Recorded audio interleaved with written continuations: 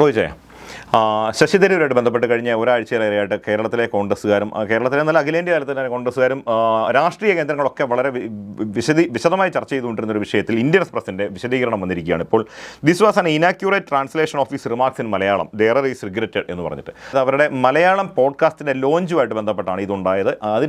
അതിന് പ്രചാരത്തിന് വേണ്ടിയാണ് ഈ വാർത്തയെ വളച്ചൊടിച്ചതെന്ന ശശി തരൂരിൻ്റെ ആരോപണം കേൾക്കുമ്പോൾ നമുക്ക് മുമ്പ് അനുഭവങ്ങളുണ്ട്. ചില മാധ്യമങ്ങളിലെ ലോഞ്ചുമായിട്ട് ബന്ധപ്പെട്ട വാർത്തകളുടെ പേരിൽ വലിയ കേസും പ്രശ്നങ്ങളും ഉണ്ടായത് നമുക്ക് ഓർമ്മയുണ്ട്. ഇതെല്ലാം കൂട്ടി വായിക്കേണ്ടി വരുമോ?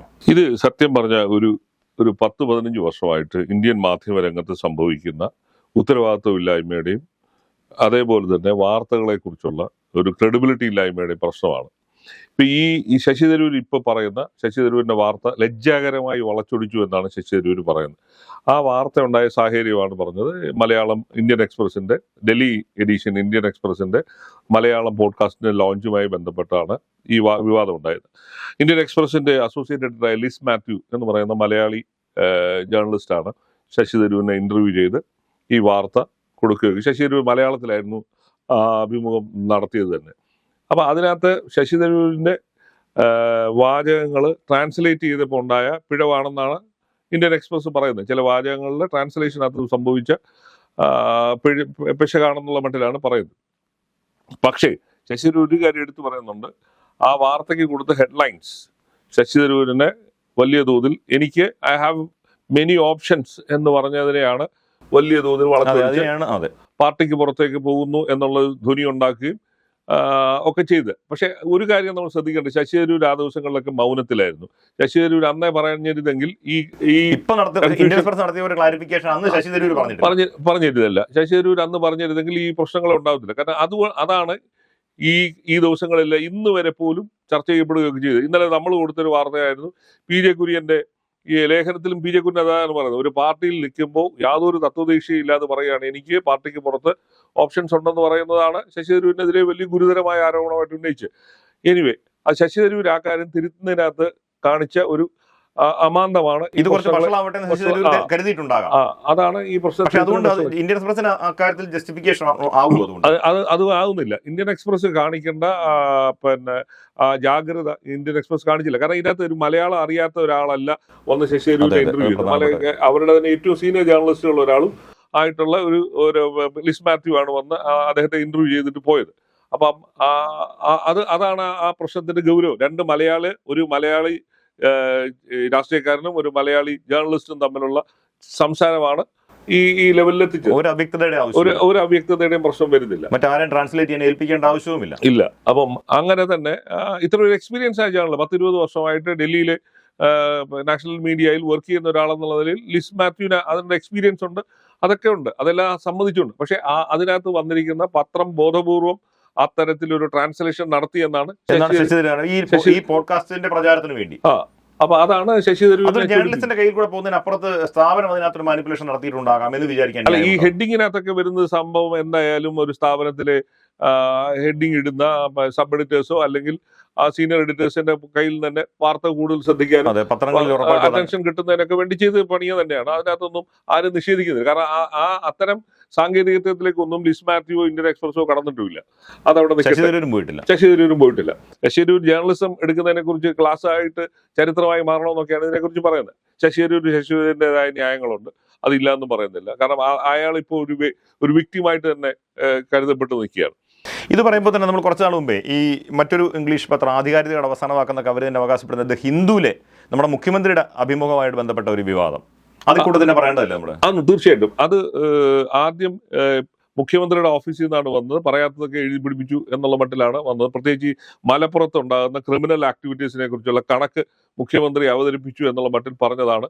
അത് വലിയ വിവാദമായപ്പോഴാണ് ഇന്ത്യൻ എക്സ്പ്രസ് ഒരു ക്ലാരിഫിക്കേഷൻ, ഹിന്ദു അങ്ങനെ ഒരു ക്ലാരിഫിക്കേഷൻ. പക്ഷെ അതിന്റെ ഇടയിൽ തന്നെ ഹിന്ദു ഒരു കാര്യം കൂടെ വ്യക്തമായിട്ട് പറഞ്ഞിരുന്നു. PRA മുഖ്യമന്ത്രിയുടെ അഭിമുഖത്തിന് ശേഷം PR ഏജൻസി കൊണ്ടുതന്ന ഒരു പത്രക്കുറിപ്പിന്റെ അടിസ്ഥാനത്തിലാണ് ഇത് ചേർത്തു എന്ന് പറയുന്നത്. ആ കാര്യം മുഖ്യമന്ത്രിയുടെ ഓഫീസ് നിഷേധിക്കുകയും ഒക്കെ ചെയ്തു. പക്ഷെ പിന്നീട് അതിന്റെ കൂടുതൽ തെളിവുകളൊക്കെ വരികയും ചെയ്തു. പിന്നെ രണ്ടു കൂട്ടരും ആ വിഷയം ഏതാണ്ട് PR ഏജൻസിക്ക് പുറകിലുണ്ടായിരുന്നത് ആരാണെന്നുള്ളതും കൂടി വ്യക്തത വന്നു. മകനാണെന്നും അത് ഈ ഇങ്ങനൊരു മുഖ്യമന്ത്രിയുടെ ഓഫീസിനെതിരെ വന്ന ആരോപണങ്ങൾ തന്നെ എന്തായിരുന്നു? മുഖ്യമന്ത്രിയുടെ ഇമേജ് വർദ്ധിപ്പിക്കുന്നതിന് വേണ്ടി PR ഏജൻസികളെ ചുമതലപ്പെടുത്തിയിട്ടുണ്ടെന്നുള്ള പ്രതിപക്ഷത്തിന്റെയും മറ്റുള്ളവരുടെ ആരോപണങ്ങൾ ശരിവെക്കുന്ന തരത്തിലായിരുന്നു അത് വന്നത്. ആ ഏജൻസിയുടെ അഭിമുഖം നടക്കുമ്പോൾ ഏജൻസിയുടെ ഉടമസ്ഥനോ സിഇഒ ഒക്കെ ആ അഭിമുഖ സ്ഥലത്ത് ഉണ്ടായിരുന്നു എന്നൊക്കെയുള്ള വാർത്തകൾ അവർ തന്നെ പിന്നെ പുറത്തുവിടുകയൊക്കെ ചെയ്തു. അപ്പം അത് രണ്ടു കൂട്ടർക്ക് സംഭവിച്ച ഇതാണ്. വളരെ ഇന്റൻഷനലായിട്ട് ചെയ്ത ഒരു കാര്യം.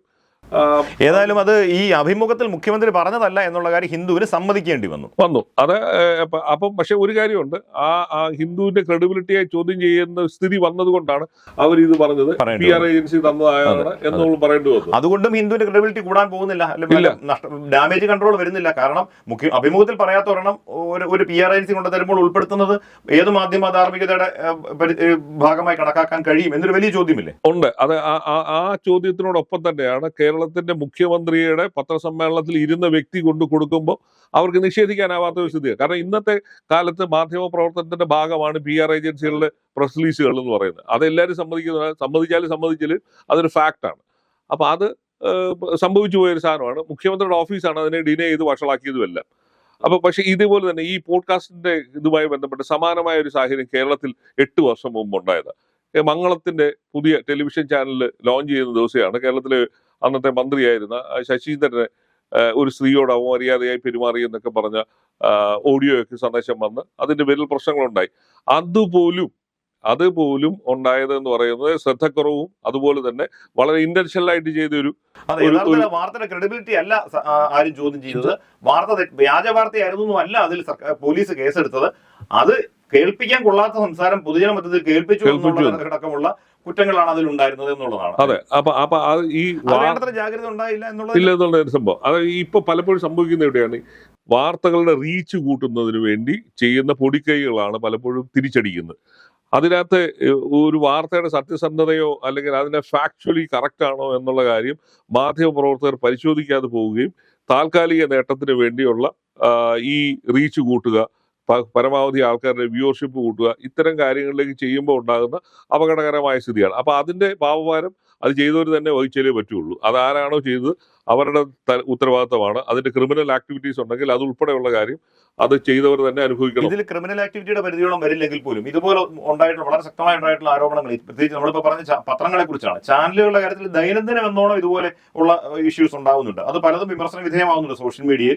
അതിൽ തന്നെ എടുത്തു പറയേണ്ട ചിലത് CPM എല്ലാക്കാലത്തും ഉന്നയിച്ചുകൊണ്ടിരിക്കുന്ന ഒന്നാണ് ഈ ആലപ്പുഴയിലെ പ്രളയ ദുരിതാശ്വാസ ത്തിലേർപ്പെട്ടിരുന്ന CPM പ്രവർത്തകനായ ഒരു ഓമനക്കുട്ടൻ അന്ന് പണപ്പിരിവ് നടത്തി എന്ന് പറഞ്ഞ ചാനലുകളിൽ വാർത്ത വരികയും പിന്നീട് അത് അതിന്റെ പേരിൽ പാർട്ടി പോലും നടപടിയെടുക്കാൻ ഒരുങ്ങുകയും ഒക്കെ ചെയ്ത ശേഷം പിന്നീട് മാധ്യമങ്ങൾ തന്നെയാണ്, മനോരമ ന്യൂസ് ആണ് അവിടെ റിപ്പോർട്ടർ KCB ബിനാണ് അതിനെ തിരുത്തിക്കൊണ്ട് വാർത്ത ഈ ഓമനക്കുട്ടന്റെ യഥാർത്ഥ സാഹചര്യം പുറത്തു കൊണ്ടുവന്നത്. അപ്പൊ അത് വീണ്ടും വിചാരമില്ലാതെ എടുത്തടിച്ച വാർത്ത ഒന്നായിരുന്നു അത് CPM-നെതിരെ ആയതുകൊണ്ട്, CPM പോലും പ്രസ്ഥാനത്തിനെതിരെ ആയതുകൊണ്ട് വ്യാപകമായി ചർച്ച ചെയ്യപ്പെടുകയും അതിനെ എളുപ്പത്തിൽ പൊളിയുകയും ചെയ്തു. അതുപോലെ മറ്റൊന്നാണ് എനിക്ക് ഓർമ്മയുള്ളത്, ഞാൻ എറണാകുളത്ത് മനോരമ ന്യൂസിൽ ജോലി ചെയ്യുമ്പോൾ തന്നെ ഉണ്ടായിരുന്ന ഈ കൊച്ചി മെട്രോ ഉദ്ഘാടനത്തിനായി പ്രധാനമന്ത്രി വരുമ്പോൾ പ്രധാനമന്ത്രിക്കൊപ്പം മെട്രോയിൽ കുമ്മനം രാജശേഖരൻ സംസ്ഥാന പ്രസിഡന്റ് അയാൾ അതിക്രമിച്ച് കയറി, അയാൾ അന്യായമായി കടന്നുകൂടി, അവിഹിതമായി കടന്നുകൂടി എന്നുള്ള തരത്തിലുള്ള ആരോപണം വന്നിട്ടാണ് പിന്നീട് കുമ്മനടി എന്നൊരു പ്രയോഗം മലയാളത്തിൽ ഉണ്ടാവുകയും കുമ്മോജി എന്നൊക്കെ പറഞ്ഞ് ട്രോളുകളായും മറ്റു ഒത്തിരി ആക്ഷേപങ്ങൾ കുമ്മനം അക്കാര്യത്തിൽ നേരിട്ടതാണ്. പക്ഷേ യഥാർത്ഥത്തിൽ അക്കാര്യത്തിൽ അന്ന് തന്നെ ഞാൻ വെരിഫൈ ചെയ്തതാണ്. ഒരു പാർട്ടിയുടെ സംസ്ഥാന പ്രസിഡന്റ് എന്നുള്ള നിലയ്ക്ക് അദ്ദേഹത്തിന് ആ വേദിയിലും ആ സ്ഥലങ്ങളിൽ ആക്സസ് ഉണ്ടായിരുന്നു. അത് സംസ്ഥാന സർക്കാർ തന്നെ പ്രധാനമന്ത്രിയുടെ മോട്ടോർ കേഡിൽ ഇദ്ദേഹത്തിനായി ഒരു വാഹനം അറേഞ്ച് ചെയ്യുക പോലും ഉണ്ടായിരുന്നു. ആ വാഹനത്തിലാണ് അദ്ദേഹം യാത്ര ചെയ്യുന്നത്, പ്രധാനമന്ത്രിക്കൊപ്പം പിന്നീട് ട്രെയിനിൽ കയറിയത്. അപ്പൊ അത് ആ ഒരു ഭാഗം മറച്ചു വെച്ചുകൊണ്ടാണ് അന്ന് മാധ്യമങ്ങൾ ഇങ്ങനെ ഒരു നെറേറ്റീവ് ഇദ്ദേഹം അവിഹിതമായി അല്ലെങ്കിൽ കയറി എന്ന് പറയുകയും അത് വലിയൊരു ആക്ഷേപം ഉണ്ടാക്കുകയും ചെയ്തു. BJP പോലുള്ള പാർട്ടിയുടെ സംസ്ഥാന പ്രസിഡന്റ് പോലും അതിനെ പ്രതിരോധിക്കാനും ഒന്നും കഴിഞ്ഞില്ല എന്നുള്ളൊരു വലിയ കാര്യം എന്ന് പറഞ്ഞുകൊണ്ടുള്ള ഇഷ്യൂസ് ദൈനംദിനം എന്നോണം ഉണ്ടാകുന്നു. അല്ല, ഇത് ഇപ്പൊ നമ്മുടെ ഇവിടെ നാട്ടിൽ സംഭവിക്കുന്ന എവിടെയാണ് പല വാർത്തകളും ഉണ്ടാകുന്നു. അത് ഈ ഭാവനാവിലാസം വാർത്തകളാണ് പലതും ഉണ്ടാകുന്നു എന്നുള്ളത് എല്ലാവർക്കും അറിയാം. മാധ്യമരംഗത്ത് പ്രവർത്തിക്കുന്ന എല്ലാവർക്കും അറിയാം. ഫാക്റ്റിന്റെ സത്യസന്ധമായ രീതിയിൽ ഒരു വസ്തുത പോലും ഇല്ലാതാണ് പല വാർത്തകളും പോകുന്ന റിപ്പോർട്ടറുടെയും അല്ലെങ്കിൽ ഡെസ്കിലിരിക്കുന്ന എഡിറ്റർമാരുടെയും ഒക്കെ ഭാവനയ്ക്കനുസരിച്ചാണ് പല വാർത്തകളും എഴുതുന്നത്. ഇപ്പൊ ഈ പറഞ്ഞ ഓമനക്കുട്ടന്റെ കാര്യമായാലും അല്ലെങ്കിൽ ഈ അടുത്ത കാലത്ത് വിഴിഞ്ഞ സമരം നടക്കുന്ന സമയത്ത് News 18 പോലുള്ള ചാനലുകളിൽ സ്ഥിരം വാർത്തയായിരുന്നു അതിന് വിദേശ വേണ്ടി പണം അതെ അവിടെ കുത്തൊഴുക്ക് നടക്കുന്നു, അച്ഛന്മാര് പിന്നെ ആ പണം വാങ്ങുന്നു, പിടിക്കുന്നു. ഇത് ഒരു കടലാസ് പോലും, അതുമായി ബന്ധപ്പെട്ട ഒരു കടലാസ് പോലും കാണിക്കാൻ ആ ചാനലിനോ അത് ഏറ്റുപിടിച്ച മറ്റ് പത്രങ്ങൾക്കോ കഴിഞ്ഞിട്ടില്ല. കേരളമോദി, ദേശാഭിമാനിയൊക്കെ തന്നെയായിരുന്നു ആ തരത്തിൽ വാർത്തകളുണ്ട്. ഒരു ദിവസം ഈ ദേശാഭിമാനിയുടെ 1-ാം പേജ് വാർത്ത എന്തായിരുന്നു? തീവ്രവാദ ബന്ധമുള്ള 9 പേരുടെ പടം കാണിച്ചിട്ട് ഇവരാണ് ഈ സമരത്തിന് പിന്നിൽ എന്ന് പറഞ്ഞ് 9 പേരുടെ പേരും അച്ചടിച്ചു പോയി. ഭരിക്കുന്ന ഒരു പാർട്ടി സംസ്ഥാനം ഭരിക്കുമ്പോഴാണ് അവർക്ക് ഈ തീവ്രവാദ ബന്ധം ഉണ്ടെങ്കിൽ അത് ചൂണ്ടിക്കാണിക്കുകയോ അവരുടെ പേരിൽ കേസെടുക്കുകയോ ചെയ്യാം. അത്തരം ഒരു അകത്താക്കണ്ടായിരുന്നു. ഈ 9 പേര് ഒന്നും ഉണ്ടായില്ല. കാരണം അതിന് അടിസ്ഥാനമായ ഒരു കണിക പോലും ഉണ്ടായില്ല. അപ്പം ഈ മാധ്യമ പ്രവർത്തനത്തിൽ ഇറങ്ങിയിരിക്കുന്നവരുടെ ഭാവനയ്ക്കനുസരിച്ച് കഥകൾ മെനഞ്ഞെടുത്ത് ഉണ്ടാക്കുന്ന ഓരോരോ ദിവസങ്ങളാണെങ്കിൽ നമ്മൾ കാണും. അത് പറയുമ്പോൾ ഒഴിവാക്കാതെ പറയേണ്ട ഒന്നാണ് ഈ മന്ത്രി വീണ ജോർജിനെതിരെ അവരുടെ പേഴ്സണൽ സ്റ്റാഫ് പണം വാങ്ങി യാതൊരു തെളിവുണ്ടായില്ല. അതില് വാർത്ത കൊടുത്ത ചാനലിന്റെ നാണം കെട്ടുപോയില്ലേ? മാത്രമല്ല കേസിൽ ഉൾപ്പെടാതെ അറസ്റ്റിലാവാതെ രക്ഷപ്പെട്ടത് വീണ ജോർജ് അക്കാര്യത്തിൽ നിലപാട് ഘടിപ്പിച്ചിരുന്നെങ്കിൽ, അല്ലെ സർക്കാർ ഘടിപ്പിച്ചിരുന്നെങ്കിൽ പെട്ടുപോകുന്ന അവസ്ഥയാകുമായിരുന്നു. ഇപ്പൊ തന്നെ കഴിഞ്ഞ ദിവസമല്ലേ ഈ പാതിവില വിവാദം വന്ന സമയത്ത് കോൺഗ്രസിന്റെ MLA മാത്യു കുഴൽനാടനെതിരെ റിപ്പോർട്ടർ TV-യിൽ ഒരു വാർത്ത വന്നു. അയാൾ ഈ പാതിവില കേസിൽ ഉൾപ്പെട്ട അനന്തകൃഷ്ണന്റെ ഇന്ന് പണം വാങ്ങിയിട്ടുണ്ട്, അത് കിട്ടിയിട്ടുണ്ടെന്ന് പറഞ്ഞ് വാർത്തകൾ കൊടുത്തു. മാത്യു കുഴൽനാടൻ വെല്ലുവിളിച്ചുകൊണ്ട് വന്ന് പറഞ്ഞു ഇതിന്റെ തെളിവ് ഹാജരാക്കുക, ഞാൻ അങ്ങനെ പണം വാങ്ങിയിട്ടില്ല എന്ന് പറയുന്നു. പിറ്റേ ദിവസം മറ്റോ ആ അനന്തകൃഷ്ണൻ തന്നെ പോലീസിന് കൊടുത്ത് മാധ്യമങ്ങളോട് തന്നെ പറഞ്ഞു ഞാൻ അദ്ദേഹത്തിന് പൈസ ഒന്നും കൊടുത്തിട്ടില്ല, പോലീസിന് അത്തരത്തിലൊരു മൊഴി കിട്ടിയിട്ടില്ല. അപ്പൊ ഇതാണ് സംഭവിക്കുന്നത്. ഈ മത്സരം എന്നുള്ള വ്യാജേന ഇല്ലാ കഥകൾ മെനഞ്ഞ് ഈ നാട്ടിൽ കുഴപ്പങ്ങൾ സൃഷ്ടിക്കുക എന്നുള്ളതാണ് ഇപ്പൊ ഇത് കേരളത്തിൽ മാത്രം സംഭവിക്കുന്നതല്ല, അക്രോസ് ഇന്ത്യയിൽ നടന്നുകൊണ്ടിരിക്കുന്ന ഒരു സംഭവമാണ്. പ്രത്യേകിച്ച് 2014 ശേഷം വന്നിരിക്കുന്ന വലിയൊരു പ്രതിഭാസമാണ്. ഒരു ഉത്തരവാദിത്വവും ഇല്ലാതെ പൊതുജനത്തോടോ ചെയ്യുന്ന തൊഴിലിനോടോ ഒരു മാന്യതയോ മര്യാദയോ ഇല്ലാതെ കള്ള വാർത്തകൾ സൃഷ്ടിച്ചു വിടുക എന്നുള്ളതാണ്. ഏറ്റവും ഒടുവിൽ നമ്മൾ കണ്ടതാണ് മറിയക്കുട്ടി എന്ന് പറയുന്ന 88 വയസ്സുകാരിയായ സ്ത്രീ ക്ഷേമ പെൻഷൻ കിട്ടാത്തതിന്റെ പേരിൽ ഭിക്ഷയാചിച്ചിറങ്ങിയ സമയത്ത് എന്തായിരുന്നു ദേശാഭിമാനി പോലുള്ളൊരു പത്രത്തിൽ വാർത്ത വന്ന് അവരുടെ മക്കളെല്ലാം വിദേശത്താണ്, കോടികളുടെ സ്വത്തുള്ള ഒരു സ്ത്രീയാണ്, എന്നിട്ടും പിരിവിനിറങ്ങിയിരിക്കുന്നു, ചട്ടിപ്പിരിവ് നടത്തുന്നു എന്നൊക്കെ പറഞ്ഞ് അപവാദ കഥകൾ മെനഞ്ഞിറക്കി. എന്നിട്ട് എന്താണ് പിറ്റേ ദിവസം 2 ദിവസം കഴിഞ്ഞാൽ ആ പത്രത്തിന് തന്നെ അത് തിരുത്തേണ്ടി വന്നു. ഞാൻ പറഞ്ഞു ഒരു ഫോൺ അതെ അത് സാധാരണക്കാരായ പല ഇത് കേട്ട് പകച്ചു പോവുകയൊക്കെ ചെയ്യുന്ന സ്ഥിതിയിലാണ്. അത്തരത്തിൽ എനിക്ക് അങ്ങനെ ഒരു ബാക്ക്ഗ്രൗണ്ട് ഇല്ല എന്ന് തിരുത്താൻ പ്രായമായ ആ സ്ത്രീ കാണിച്ച ധൈര്യമാണ് അതിന്റെ പിന്നിലുള്ളത്. പിന്നെ ഒരു ഫോൺ കോളിൽ അന്വേഷിച്ച് കണ്ടുപിടിക്കാവുന്ന കാര്യമാണ് അവിടുത്തെ ലേഖകൻ ഇത്തരത്തിൽ ഇതിനെ എത്തിച്ചത്. പാർട്ടി താല്പര്യങ്ങൾ കാണുമായിരിക്കാം, പക്ഷേ പാർട്ടി താല്പര്യം എന്ന് പറയുന്നത് ഇപ്പൊ വാർത്തയുടെ കാര്യത്തിൽ നിങ്ങൾ അത് ചെയ്യുമ്പോഴാണ് ഇത് പ്രശ്നം ഉണ്ടായത്. ഈ CPM സർക്കാർ അധികാരത്തിൽ വന്നതിന് ശേഷം ദേശാഭിമാനി ചെയ്തു കൂട്ടിയ ഇതുപോലുള്ള കള്ളക്കഥകൾ ധാരാളമുണ്ട്. ദേശാഭിമാനിയെ മാത്രം കുറ്റപ്പെടുത്തുകയല്ല, എല്ലാ പത്രങ്ങളിലും എല്ലാ ചാനലുകളിലും ചെയ്യുന്നുണ്ട്. പക്ഷേ ദേശാഭിമാനിക്ക് കാര്യത്തിൽ ഭരണത്തിലിരിക്കുന്ന പാർട്ടിയുടെ പത്രം ഉത്തരവാദിത്വം കൂടുതലുണ്ട്. അപ്പം ഒരു അടിസ്ഥാനമില്ലാത്ത വാർത്തകൾ മെനഞ്ഞിറക്കി വിടുക എന്നുള്ളത് പറയുന്നത് ഇവിടുത്തെ മാധ്യമങ്ങൾ ഒരു ഉത്തരവാദിത്വ ബോധത്തിന്റെ പ്രശ്നമാണ്. ഒരു തരത്തിൽ പിന്നെ തന്നെയല്ല ഇവർക്കെല്ലാം ഗുണമായി വരുന്നത് എന്താണെന്ന് അറിയാം. നമ്മുടെ നാട്ടിലെ ഈ ഡിഫേമേഷൻ ലോസ് വളരെ ദുർബലമാണ്. അതുകൊണ്ട് തന്നെയാണ് ഇവരൊക്കെ പിടിക്കപ്പെടാതെ. ഇല്ലെങ്കിൽ ഇപ്പൊ പടിഞ്ഞാറൻ രാജ്യങ്ങളിലൊക്കെ ആണെങ്കിൽ കേസ് കൊടുത്ത് പത്രസ്ഥാപനം അല്ലെങ്കിൽ ടെലിവിഷൻ ചാനൽ പൂട്ടി പോകും.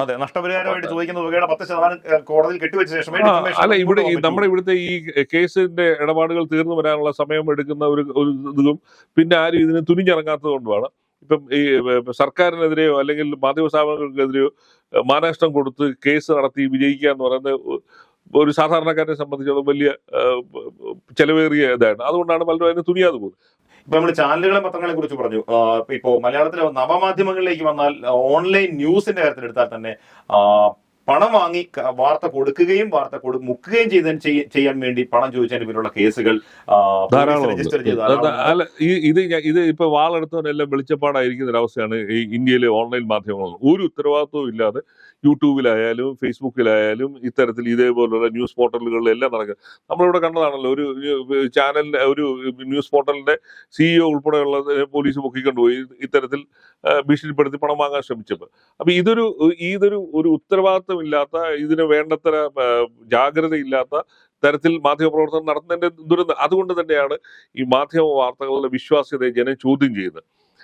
അതിന് ജനത്തിനെ കുറ്റം പറയാൻ പറ്റത്തില്ല. കാരണം അതൊരു യാഥാർത്ഥ്യമായി നമ്മുടെ സൊസൈറ്റിയിൽ നിൽക്കുകയാണ്. ഉത്തരവാദിത്തമില്ലാതെ അതുപോലെ തന്നെ ചാനൽ റീച്ച് കൂട്ടുന്നതിന് ചെയ്യുന്ന ഗിമ്മിക്കുകൾ ഇതെല്ലാം തന്നെ പരിശോധിക്കപ്പെടുന്നുണ്ട്. കാരണം ഓഡിറ്റിങ്ങിന് എല്ലാ തൊഴിലും ഓഡിറ്റിങ്ങിന് വിധേയമാകുന്ന പോലെ തന്നെ മാധ്യമങ്ങളും ഓഡിറ്റിങ്ങിന് വിധേയമാകണം. അതിനകത്ത് ആരെ കുറ്റം പറഞ്ഞിട്ട് കാര്യമില്ല. പക്ഷെ അവനവന്റെ ജോലി അത് ഉത്തരവാദിത്വ ബോധത്തോട് നിർവഹിക്കാതെ പോകുന്നതിന്റെ പ്രധാന കേസ് ഈ നാട്ടിൽ തന്നെയാണ്. ഇതുപോലുള്ള ഫേക്ക് വാർത്തകൾ ചെയ്തതിന്റെ പേരിൽ പത്രാധിപന്മാർ കോടതി കയറി ഇറങ്ങുന്നത്, ശിക്ഷിക്കപ്പെടുകയും ഒക്കെ ചെയ്തുകൊണ്ടിരിക്കുകയാണ്.